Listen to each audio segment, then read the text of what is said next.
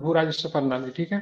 मुगलों के अधीन कृषि व्यवस्था की केंद्रीय विशेषता यह थी कि मुगल भू राजस्व के रूप में अपनी अधिशेष उपज को किसानों से अलग निश्चित रहते थे, ठीक है। तो मतलब मुगलों के अधीन कृषि व्यवस्था की केंद्रीय विशेषता यह थी कि मुगल भू राजस्व के रूप में अपनी अधिशेष उपज को किसानों से अलग निश्चित रखते थे, ठीक है। मुगल भारत पर शोध के बाद अबुल फजल ने अपनी आईने अकबरी में राज्य द्वारा कर लगाने को इस प्रकार से उचित ठहराया है कि संप्रभुता का पारिश्रमिक है जो सुरक्षा न्याय के बदले में दिया जाता है, ठीक है। मतलब ने कर लगाने की जो परंपरा जो थी, मुगलों की जो परंपरा थी, किस पुस्तक में मतलब इसको जस्टिफाई किया गया से नहीं ये सही है, तो आईने अकबरी में, ठीक है। आईने अकबरी की बात करेंगे किसके द्वारा लिखा हुआ, तो आप लोग जानते ही किसके द्वारा है, तो फजल। अबुल फजल के द्वारा, ठीक है। अबुल फजल की हत्या कर दी गई थी, किसने की थी अबुल फजल की हत्या वो जो था दिल्ली का। की थी, ठीक है। किसके कहने पे हत्या की गई थी अबुल फजल की, जहांगीर। जहांगीर के कहने पे वीर सिंह बुंदेला ने उसकी हत्या कर दी थी, ठीक है। अब बाद में वीर सिंह बुंदेला जो कि राजपूत सरदार था, उसको जहांगीर ने अपने दरबार में मनसब भी दिया था, ठीक है, ध्यान रखिएगा। मुगल शासन के दौरान भू राजस्व के लिए फारसी शब्द माल और माल वाजिब था, ठीक है। तो फारसी शब्द का प्रयोग होता था माल और माल वाजिब, ठीक है। फारसी जो था मुगलों की दरबारी भाषा थी, ठीक है, ध्यान में रखिएगा, ठीक है। खराज निरंतर उपयोग में नहीं था, खराज भी एक प्रकार का भूमि कर था जो कि निरंतर उपयोग में नहीं था। खराज किससे लिया जाता था, खराज लूटा मुस्लिम हुआ से, माल। Non Muslim. ध्यान में रखेंगे, ठीक है। खराज, और ये क्या था, ये हमेशा निरंतर में नहीं लिया जाता था, जब जरूरी पड़ा तो ले लिए, फिर मतलब इसको हटा दिया जाता था, ठीक है, आवश्यकता अनुसार लिया जाता था। देखेंगे भू राजस्व संग्रह की प्रक्रिया के दो चरण थे। पहला कर आकलन होता था, राज्य की मांग को ठीक करने के लिए आकलन किया जाता था, राज्य की मांग को ठीक करने के लिए पहले आकलन किया जाता था। दूसरा क्या था, वास्तविक संग्रह था, आकलन मांग के आधार पर खरीफ और रबी के लिए अलग अलग वास्तविक संग्रह किया जाता था। पहले आकलन लगा से चलो 5 कुंटल होगा, ठीक है, वास्तविक संग्रह मान लीजिए 6 भी हो सकता है, और 5 से मतलब क्या हो सकता है, कम भी हो सकता था, ठीक है, ध्यान में रखेंगे, ठीक है। तो भू राजस्व की संग्रह की प्रक्रिया दो चरण है, तो पहले आकलन होता था, ठीक है। बजट क्या होता है, बजट की एक तरह से देखेंगे ना, पहले बजट तैयार करते हैं, चलो हमारा ये बजट है, लेकिन बजट उसको पूरा कर ले साल भर के अंदर में, तो वो तो समानता नहीं हो सकता है। जब वृद्धि दर बोला 6% है, तो कोई जरूरी है 6% ही रहे, कम भी हो सकता है, पूरा भी हो सकता है सटीक, और ज्यादा भी जा सकता है। तो भू राजस्व संग्रह की दो प्रक्रिया होते थे, एक आकलन था, दूसरा था वास्तविक संग्रह था। अब देखिए भू राजस्व को निर्धारित करने के तरीके क्या थे। तो मुगलों की व्यवस्था में खरीफ तथा रबी फसलों की अलग अलग मूल्यांकन किया गया था। मूल्यांकन खत्म होने के बाद पट्टा कॉल या कॉल करार नामक लिखित दस्तावेज जारी किया जाता है, ठीक है। यहाँ पे शाहजहां के सॉरी जहां शेर शाह के सूरी के शासनकाल में इसी तरह की व्यवस्था जो कबूलियत बोलते थे, क्या बोलते थे, कबूलियत। क्या होता था, एक तरह का लिखित दस्तावेज होता था, इसमें मतलब एक तरह का मतलब एग्रीमेंट होता था, ठीक है, ध्यान में रखेंगे, ठीक है।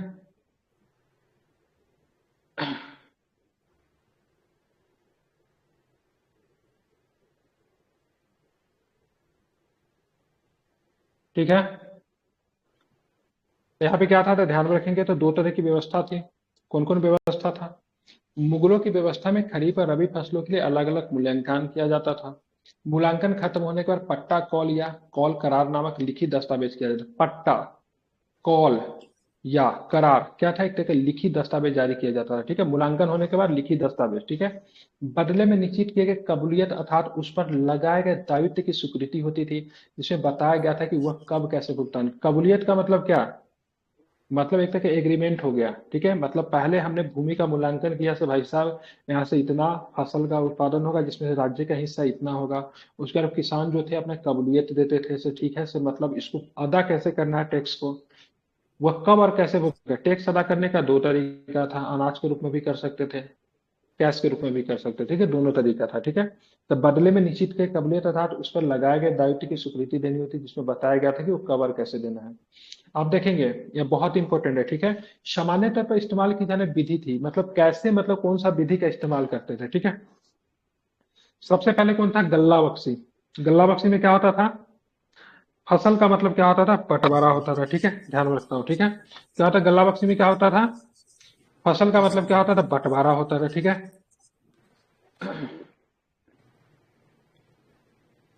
ठीक है, ध्यान में रखेंगे क्या होता था, फसल का मतलब क्या होता था, बंटवारा होता था गल्ला बख्शी में। आप देखेंगे कुछ क्षेत्रों में इसे क्या लिखेंगे इसको, भावी और भावी। बटाई भी कहा जाता था।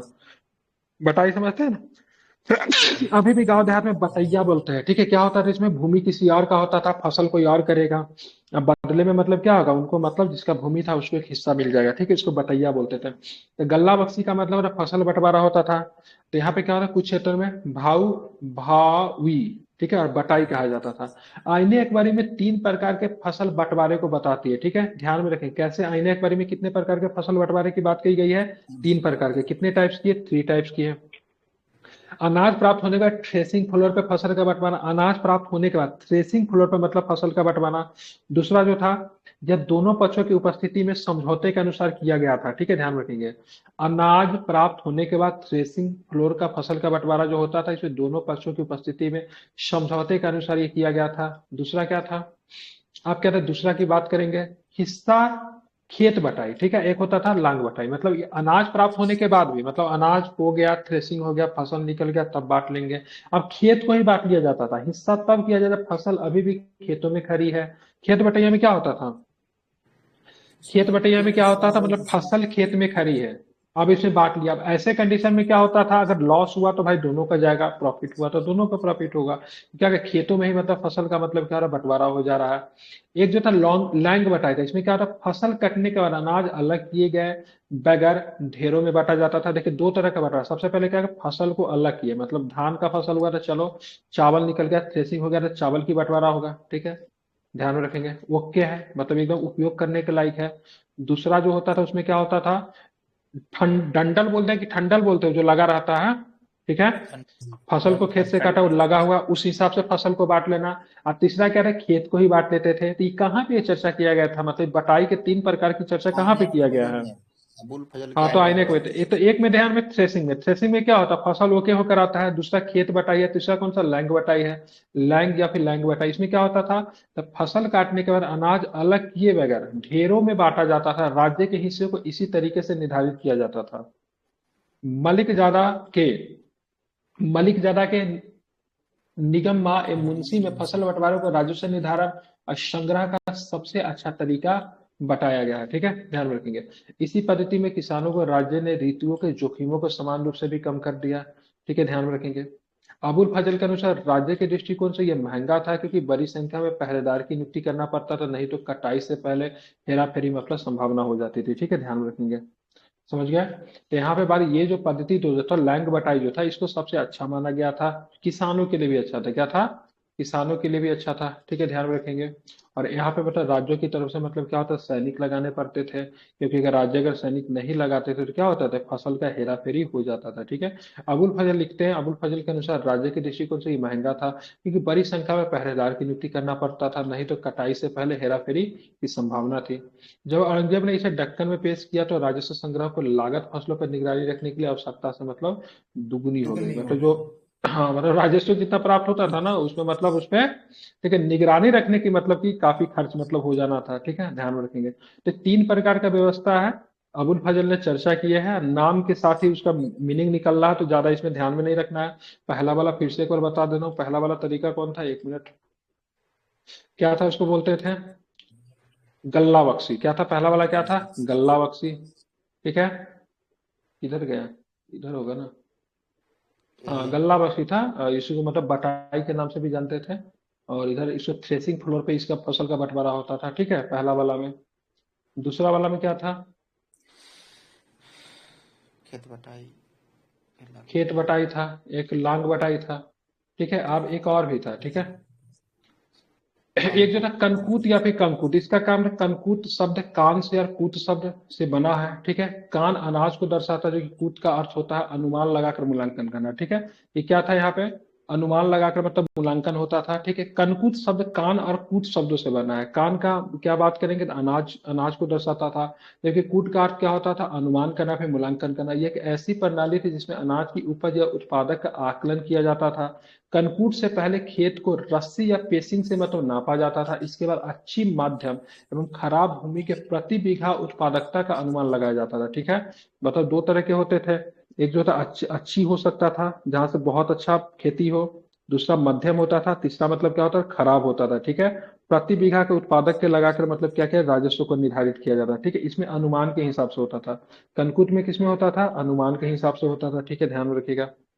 समझ गए ना अनुमान? इसमें कैसे अनुमान निकालेंगे? तो मान लीजिए किसी साल में फसल हुआ, ठीक है, मान लीजिए किसी साल में 1 बीघा में 100 कुंटल फसल हो रहा है सपोजेड, किसी साल में 90 कुंटल हो रहा है, किसी साल में 110 हो रहा है। तो अनुमान लगाया जाता था से भाई एवरेज कितना हो रहा है, तो एवरेज देखिएगा 100 के आसपास हो रहा है, तो उसी के अनुमान से मतलब वहां पे फसल को बांट दे। लेकिन यहाँ पे भूमि का भी बंटवारा होता था, भूमि के हिसाब से होता है। मान लीजिए किसी भी एक कट्ठा पे कोई जरूरी नहीं, सभी जगह पे 1 बीघा भूमि पे उतना ही फसल होगा, कहीं पे ज्यादा हो सकता था, कहीं पे कम हो सकता था। इसको भूमि को अच्छी कैटेगरी में, मध्यम कैटेगरी में, खराब कैटेगरी में भूमि को बांट दिया गया था।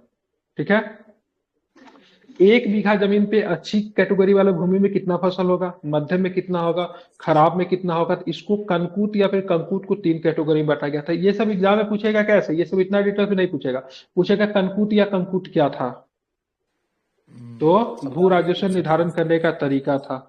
ठीक है, ध्यान में रखेंगे, बस इतना ही आपको ध्यान में रखना है। एक जब्ती था, जब्ती क्या था, तब मुगल भारत में फसल के मूल्यांकन का सबसे महत्वपूर्ण तरीका जो था जब्ती था। कैसे काम करता था, इस प्रथा की उत्पत्ति कब हुई, जब्ती प्रणाली की उत्पत्ति कब हुई? ठीक है, शेरशाह सूरी के शासनकाल, अकबर ने अपनाया था इसको, दरबार। मनसबदारी से पहले इसको अकबर ने इसे अपनाया था। ठीक है, राजस्व 3 दरों पर निर्धारित थी, जो कि अच्छी थी, मध्यम थी, कम पैदावार प्रतिनिधित्व करती थी। यहाँ पर भी 3 तरह की भूमि होती थी खेत, सबसे पहला अच्छा वाला, फिर मध्यम वाला, और सबसे उसके बाद कम वाला। ठीक है, और इनमें इनमें 1/3 को भूमि राजस्व के रूप में निर्धारित किया जाता था। इसमें 1/3 को भूमि राजस्व के रूप में निर्धारित किया जाता था। मतलब समझ रहे हैं, यह खेत का टुकड़ा हो गया, ठीक है, तो 1/3 पे जितना मतलब होगा ना, वो जब्ती हो गया, जब्त हो गया। क्या हो गया? जब्त। किसके द्वारा जब्त हो गया? तो राज्य के द्वारा जब्त हो गया। अब 1/3 पे जितना फसल होगा वो किसका हिस्सा होगा? राज्य का हिस्सा होगा, आप दे दीजिए। तो इसमें भी 3 कैटेगरी था, मतलब ये अच्छा वाला भूमि, मध्यम अच्छा वाला, निम्न वाला। ठीक है, तो इसे जब्त करते थे। ठीक है, इसमें क्या होता था, तो 1/3, ठीक है, ध्यान रखा, और इनमें से 1/3 भूमि पे राजस्व के रूप में निर्धारित किया जाता था। ठीक है, समझ गए ना? जब्ती का मतलब क्या, भूमि को जब्त करना। जैसे फसल से मतलब नहीं है, अब 1/3 पे जितना फसल होगा वो सब मेरा। ठीक है, समझ रहे हैं ना? अब मान लीजिए कहीं पे ऐसा लेकिन 30 किलो स्पष्ट फसल, कहाँ लिखा है क्या? कि 1/3 भूमि पर जितना होगा हाँ उतना? हाँ, तो 1/3 भूमि पे राजस्व के रूप में निर्धारित किया जाता था, फसल पे ही मिलता एक था। 1/3 को भूमि राजस्व के रूप में हाँ निर्धारित किया। बिल्कुल, 1/3 से जो मतलब उपज जो होती थी उसको मतलब राज्य को देना पड़ता था। ठीक है, यही जब्ती प्रणाली में था। शेरशाह सूरी ने इसको शुरू किया था, अकबर ने इसको बाद में किया। लेकिन अकबर में गुजरात विजय के बाद मनसबदारी को कौन सा व्यवस्था लाया था, टोडर मल ने कौन सा व्यवस्था को इंट्रोड्यूस किया था गुजरात विजय के बाद? तहसला और मनसब। हाँ, तो उस प्रथा को बाद में शुरू कर देता है। ठीक है, लेकिन अकबर ने इसको शेरशाह के जब्ती प्रणाली को अपनाया था। ठीक है, ध्यान में रखेंगे। ठीक है, अकबर ने करोड़ी की शुरुआत 1574-75 में पूरे उत्तर भारत में की।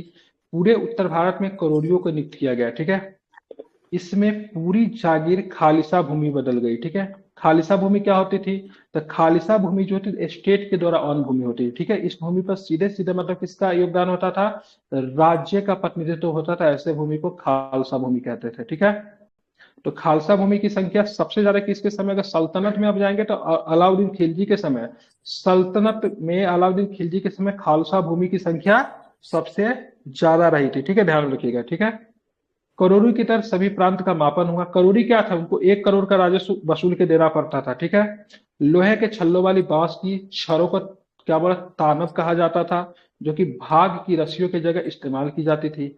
अलग अलग क्षेत्रों को उत्पादकता और कीमत के आधार पर उन्हें राजस्व उद्देश्य के लिए दस्तूर सर्कल में विभाजित किया गया। प्रत्येक दस्तूर में प्रत्येक फसल के लिए क्या लिखा हुआ है, नगद में निर्धारण की दरें निर्धारित की गई, और उसी प्रकार मांग को भी निर्धारित की गई। ठीक है, अब यहाँ पे देखेंगे 1580 में वास्तविक उपज, स्थानीय कीमतों, उत्पादकता और आदि के बारे में करोड़ियों द्वारा प्रदान की गई जानकारी के आधार पर अकबर ने एक नई प्रणाली आईने दसाला, ठीक है, क्योंकि 1500 गलती लिखा हुआ, 17 नहीं होगा, 1571 से 80 के बीच में स्थापना हुई। गुजरात विजय कब था, 71-72 ना गुजरात विजय? ठीक है, तो ये आपका 1571 होगा। ठीक है, इसको सुधार लीजिए। 1571 से लेके 1580 तक ये प्रणाली आपकी चली थी। ठीक है, समझ गया? ये उल्टा हो गया, 7 इधर जाएगा, 1 इधर जाएगा। ठीक है, तो हमारा अभी 71 सब्जेक्ट में बहुत कहानी याद होगा। 10th का एग्जाम हम दिए थे ना, एक हम लोग का दोस्त ही था, फेल कर गया, ठीक है। तो उसको मैथ में ना उसको 17 नंबर दिया था, तो हम लोग उसको संतवना बढ़ाने के लिए बोले थे, अरे गलती लिखा गया, तुमको 71 देना चाहता था, 17 लिखा गया, ठीक है। तो ये भी देखे 17 से याद आ गया, ठीक है। यहाँ पे 1500 क्या होगा, 71 होगा, और 80 तक चला था, ठीक। गुजरात विजय के बाद 10 साला प्रणाली शुरू हुआ था। क्या होता था, तो 10 साला प्रणाली कैसे करता था, इसमें विभिन्न फसलों की औसत उपज के साथ साथ पिछले दर पे प्रचलित औसत मूल्य भी थे। इसमें 10 साल की गणना की जाती थी। कैसे, कितनी साल की गणना की जाती थी, 10 साल की गणना इस प्रथा में की जाती थी, ठीक है, दशहला में, ठीक है, ध्यान में रखना है। अब देखिएगा, जब्ती प्रणाली की मुख्य विशेषता क्या थी। तो भूमि की माप आवश्यक थी। जब्ती में तो भाई भूमि का माप तो करना पड़ेगा ना। प्रत्येक फसल के निश्चित राजस्व दरों के दस्तूर उल अमल में रूप में जाना जाता था। सारा संग्रह नगद में जमा किया जाता था। माप को हमेशा दोबारा जा सकता था, ठीक है। तो ध्यान रखिए, जब्ती प्रणाली की मुख्य विशेषता भूमि की माप आवश्यकता थी। प्रत्येक फसल के निश्चित नगद राजस्व दरों के दस्तूर उल अमल में क्या होता था, रूप में जाना जाता था। सारा संग्रह नगद में जमा किया जाता था। माप को हमेशा दोबारा जांचा जा सकता था, ठीक है, जब्ती प्रणाली। नियत दस्तूरों के कारण स्थानीय अधिकारी गलत नहीं कर सकते थे, ध्यान में रखेंगे। अस्थाई दस्तूर से भी भू राजस्व की मांग में उतार चढ़ाव बहुत कम हो जाता था, ठीक है। तो ये सब जब्ती प्रणाली के क्या थे, तो क्वालिटी थे। कुछ दोष भी थे जब्ती प्रणाली के, देखेंगे दोष क्या है। यदि मिट्टी की गुणवत्ता एक समान नहीं होती थी, इसे लागू नहीं किया जा सकता था, ठीक है, ध्यान में रखेंगे। क्योंकि इसमें 3 तरह की भूमि थी, ठीक है। सबसे उच्चतम फसल देने वाला, मध्यम देने वाला, एक निम्न फसल देने वाला। यदि उपज अनिश्चित होती थी तो यह विधि किसानों के लिए नुकसानदायक होती थी, क्योंकि जोखिम अकेले ही वहन करना पड़ता था, ठीक है।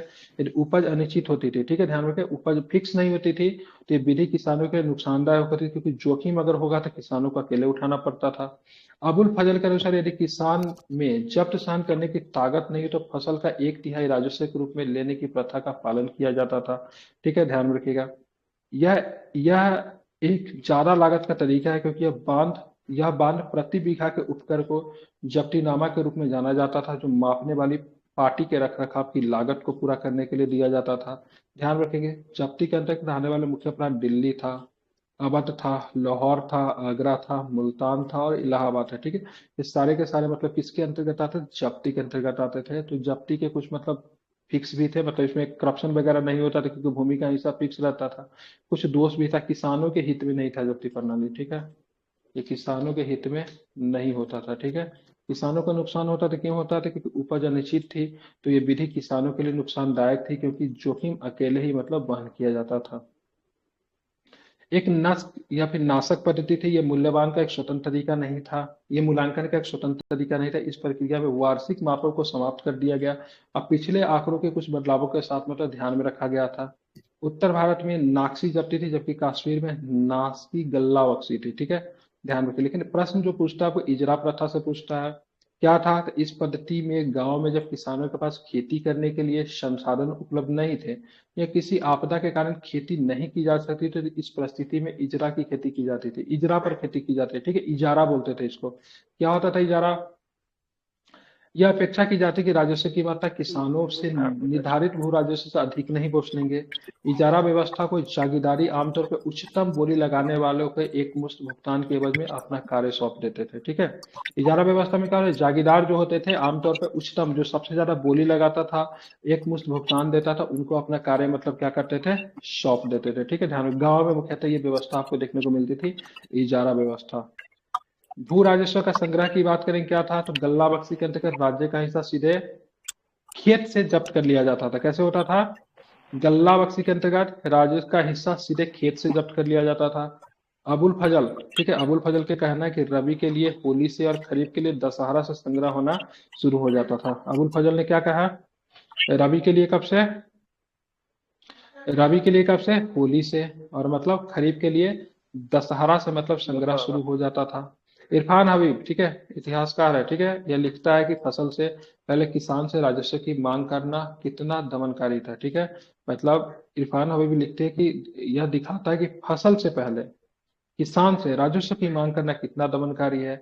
जब उनके पास कुछ नहीं बचा था, यह प्रथा उसी समय एक अच्छी तरह से विकसित धन अर्थव्यवस्था का काम थी, क्योंकि इसका प्रयास करना तब तक असंभव होता था जब तक कि अधिकारियों से उम्मीद नहीं की जाती थी किसान अपनी फसल को अनाज व्यापारियों साहूकारों को पहले ही गिरवी रखकर भुगतान करेंगे। ठीक है, तो इस तरीके कभी कभी क्या होता था, क्योंकि पहले से मांग शुरू हो जाता था राजस्व से, किसान जो होते थे गिरवी रखकर मतलब क्या करते थे, स्टेट का मतलब टैक्स भरते थे। ठीक है, तो ध्यान में इसे रखिएगा।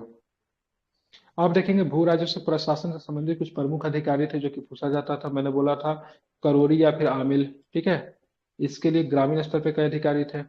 ठीक है, 1974-75 में करोरी विभाग बनाया गया। अबुल फजल के अनुसार वो राजस्व के आकलन एवं संग्रह के दोनों के प्रभारी थे। ठीक है, करोरी की नियुक्ति सूबे के किसके द्वारा की जाती है, सूबे के दीवान के द्वारा करोरी की नियुक्ति की जाती थी। ठीक है, अमीन की बात करेंगे तो करोरी तो इसी को बोलते थे, 1 करोड़ कर वसूल कर देता था। ठीक है, अमीन की बात करेंगे तो करोरी के बाद राजस्व का अधिकारी होता था। इस पद को शाहजहां के शासनकाल में बनाया गया। इसका मुख्य कार्य राजस्व का आकलन करना था। इसकी नियुक्ति दीवान के द्वारा होती थी। ठीक है, इसका भी सूबे के दीवान के द्वारा, करोरी जिसका आमिल भी कहते थे। ठीक है, अब आएंगे कानून गो। ठीक है, यह परगना का स्थानीय राजस्व अधिकारी था। यह एक वंशानुगत पद था, लेकिन प्रत्येक नए व्यक्ति के नामांकन के लिए एक शाही आदेश आवश्यक था। इसका मुख्य कार्य रिकॉर्ड से संबंधित, जैसे राजस्व प्राप्तियां, क्षेत्र के आंकड़े, ठीक है, स्थानीय राजस्व दर, परगना के अभ्यास और रीति अभ्यास। ठीक है, अब आता चौधरी आता, जो कि 68 बीपीएससी में प्रश्न पूछा था चौधरी को लेके। ठीक है, क्या था, ये कानूनों की तरह महत्वपूर्ण राजस्व अधिकारी था। ये कानूनों की तरह ही महत्वपूर्ण राजस्व अधिकारी था। अधिकतर मामलों में इलाके का प्रमुख जमींदार था। ठीक है, चौधरी जो था इलाके का प्रमुख जमींदार हुआ करता था। ठीक है, ये मुख्य रूप से संग्रह से संबंधित था। ये छोटे जमींदार के लिए जमानतदार भी था।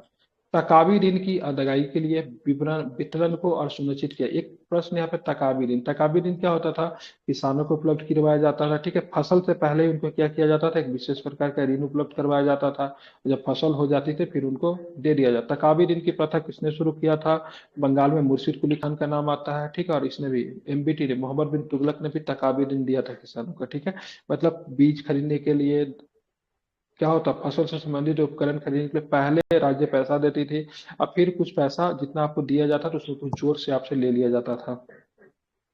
ध्यान में, एक कानूनगो की ताकत को संतुलित करता था कौन, तो चौधरी। ठीक है, अब आते एक अधिकारी का नाम सिकदार था। शेर शाह के काल में यह राजस्व संग्रह का प्रभारी हुआ करता था, लेकिन बाद में कानून और व्यवस्था का अतिरिक्त प्रभार इसको सिकदार को मिल गया था।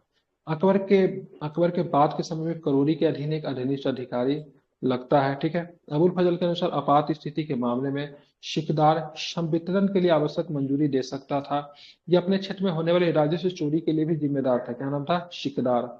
एक अधिकारी का मुकद्दम या फिर पटवारी था। मुकद्दम ग्राम का प्रधान होता था। किसका प्रधान होता था, मुकद्दम की बात करेंगे तो ग्राम का प्रधान होता था।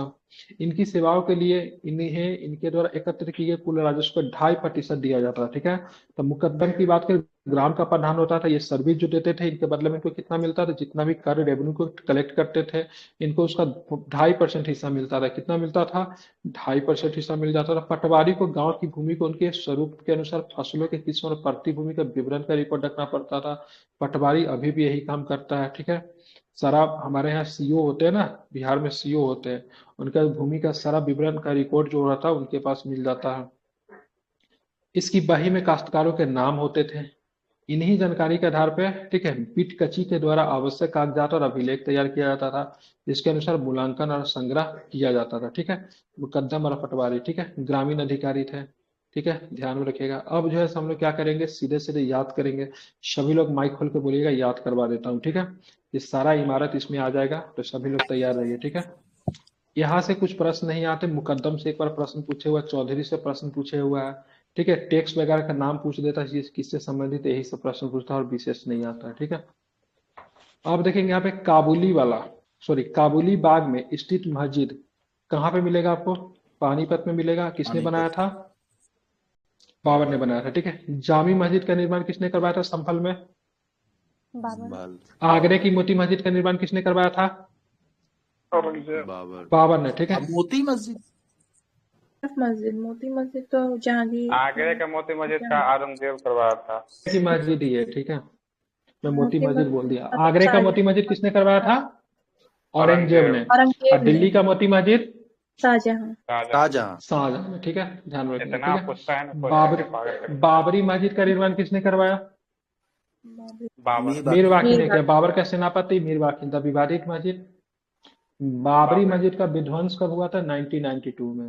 बाकी अब ये और फतेहाबाद की मस्जिद का निर्माण किसने करा? फतेहाबाद हुमायूं। हुमायूं ने ज्यादा कुछ नहीं करवाया था। फतेहाबाद का मस्जिद होगा। दिलपना नगर का स्थापना कहाँ पे करवाया गया? हुमायूं के द्वारा। पुरानी दिल्ली। दो ही है। पुराना किला का निर्माण किसने करवाया? दिल्ली शेरशाह। शेरशाह शेर शाह ने। ठीक है, ध्यान रखें। किला कोहना का निर्माण। शेरशाह। शेरशाह। शेरशाह सूरी रोहतासगढ़ का किला का निर्माण। शेरशाह शेरशाह सूरी शेरशाह का मकबरा। उसे करवाया। सफरा। ससाराम हुमायूं का मकबरा। हाजी हाजी बेग बेग। आगरा का किला। अकबर। अकबर आगरा का किला का यूनेस्को द्वारा, ठीक है, विश्व विरासत स्थल कब घोषित किया गया? 1986। 84 हाँ, थ्री 18 थ्री थ्री थ्री। हाँ, का निर्माण किसने करवाया? जहांगीर महल का निर्माण अकबर ने। आगरा में है। ठीक है, अकबरी महल। अकबर ने। अकबर जहांगीर महल अगर बोलेगा ना तो आगरा हो जाएगा। जहांगीरी महल की बात करेंगे फतेहपुर सीकरी में अकबर के द्वारा। ठीक है, दीवाने आम। फतेहपुर सिकरी में अकबर अकबर। फतेहपुर सिकरी अकबर दिल्ली वाला का निर्माण किसने करवाया? दिल्ली वाला शाहजहां शाहजहां ने करवाया। कहाँ पे है? फतेहपुर सिकरी तुर्की सुल्तान का महल। तुर्की सुल्ताना का महल। फतेहपुर में। मरियम का महल आपको कहाँ पे मिलेगा? किसके द्वारा करवाया? फतेहपुर सीकरी में। जितना सब अकबर। जमा सब मस्जिद अकबर फतेहपुर सीकरी का अकबर हो जाएगा। बुलंद दरवाजा फतेहपुर सीकरी का अकबर हो जाएगा। शेख सलीम चिश्ती का मकबरा अकबर। अकबर फतेहपुर। अकबर ने, लेकिन उसपे संगमरमर जहांगीर। किसने लगवाए? वाइट जहांगीर ने। संगमरमर जहांगीर लगवाया हाँ, इस्माइल शाह का मकबरा इस्लाम से अकबर ने इस्लाम से। सीकरी में है। इस्लाम शाह का मकबरा। ठीक है, फतेहपुर सीकरी में अकबर। ठीक है, इस्माइल शाह तो उधर हो जाएगा, नहीं, शेर शाह सूरी से संबंधित है। लाहौर का किला अकबर ने। अकबर अकबर। जहांगीर। सिकंदरा जहांगीर नूरजहां। आगरा आगरा। ठीक नूरजहां है, बिल्कुल। जहांगीर का मकबरा नूरजहां। शहादरा शाहदहारा में मिलेगा। नूरजहां ने निर्माण करवाया था। ठीक है, अब चलते हैं आगे। ठीक है, बताना आपको। ठीक है, दीवाने आम आगरा का। शाहजहां। शाहजहां ठीक है, दीवाने खास आगरा का। शाहजहां मच्छी भवन आगरा का। शाहजहां आगरा का सब सब राजा। खास महल साहब सब आगरा का जो है ना, इस शाहजहां के द्वारा निर्माण करवाया गया। ठीक है, अब आते हैं जामी मस्जिद। शाहजहां ने करवाया था। ठीक है, अब आते हैं यहाँ पर भी दीवाने आम दीवाने खास। ठीक है, दीवाने आम दीवाने खास आगरा और दिल्ली वाला शाहजहां, लेकिन दीवाने आम दीवाने खास फतेहपुर सीकरी वाला अकबर बाद एक नया शहर बसा है दिल्ली में शाहजहां है। जमा मस्जिद दिल्ली में शाहजहां। लाल किला दिल्ली में शाहजहां। ठीक है, दीवाने आम दीवाने खास लाल किला के अंदर ही है। मोती महल दिल्ली का। शाहजहां। शाहजहां हीरा महल, रंग महल सब दिल्ली में। आगरे में मोती मस्जिद। ठीक है, आगरे में मोती मस्जिद का निर्माण आप लोग उल्टा बता दी, रोहित कंफ्यूज कर रहा था। ठीक है, आगरे में मोती मस्जिद शाहजहां ने बनवाया था, जबकि दिल्ली में लाल किले के अंदर मोती मस्जिद, जो कि पूर्णतः संगमरमर का बना, औरंगजेब ने बनाया था। ठीक है, याद रखिएगा इसको। ठीक है, आगरे में मोती मस्जिद शाहजहां ने बनवाया था, जबकि दिल्ली वाला जो था लाल किले के अंदर मोती मस्जिद किसने बनाया? औरंगजेब ने बनवाया था। ठीक है, अब लाहौर चलेंगे। लाहौर के किले में स्थित शाहजहां का निर्माण, तो लाहौर का किला बनवाया कौन था पहले? लाहौर किला अकबर लाहौर के किला में कुछ इमारत जो है, ठीक है, जो कि मतलब शाहजहां के द्वारा बनाई गई, जैसे दीवाने आम, शाह बुर्ज, शीश महल, नौलखा महल इंपॉर्टेंट है, ख्वाब महल, ये सबके सब किसके द्वारा बनाया गया है? तो शाहजहां के द्वारा।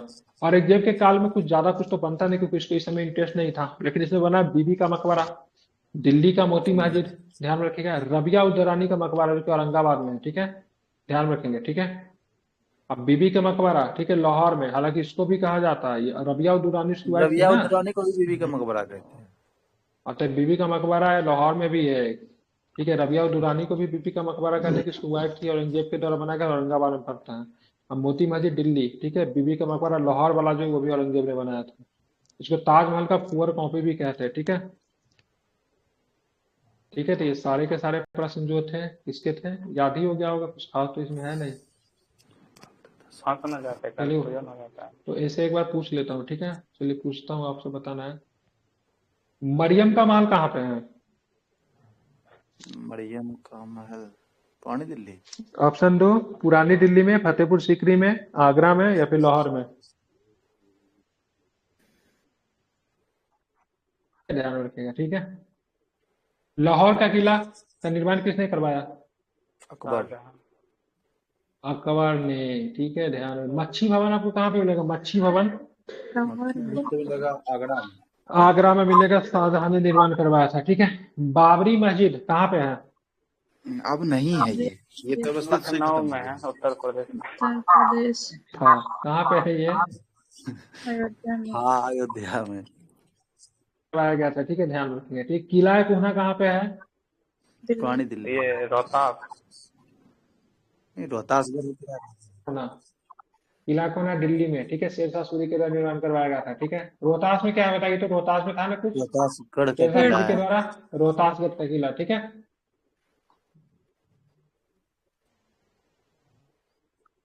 क्या था?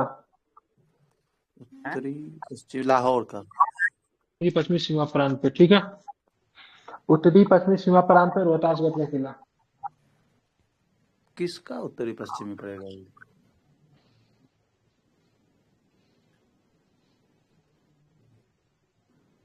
देखिए, मुगल साम्राज्य का पतन, रावण भरा, उसके बाद हमारा चैप्टर क्या हो जाएगा? समाप्त हो जाएगा। नहीं, मुगल साम्राज्य का पतन थोड़ा सा ही है।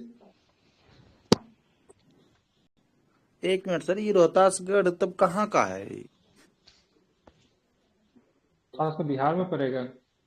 लेकिन उत्तरी पश्चिमी बनवाया सीमा था प्रांत तो शेरशाह बिहार सूरी। में नहीं है। कि रोहतास का किसके साथ सीमा बनाता है? रोहतास बिहार में रोहतास किस? बनाता है यूपी के साथ ही बनाता है और झारखंड के हाँ साथ तो भी ठीक बनाता है। है। हाँ तो ठीक तो है ना। तो यूपी में इसका पूरा जगह पे यूपी के उधर का तो वो राजपूताना का शासक हो जाएगा। यूपी में यूपी के पूरा यूपी पे मुगल का थोड़ी शासक था। झारखंड में तो था ही नहीं, नहीं। मेरा झारखंड में कहने का झारखंड में मतलब तो है नागवंशी वंश था। आप मतलब कहाँ पे खड़े रहेंगे जो कि रोहतास को उत्तरी पश्चिमी सीमा प्रांत बोलेंगे?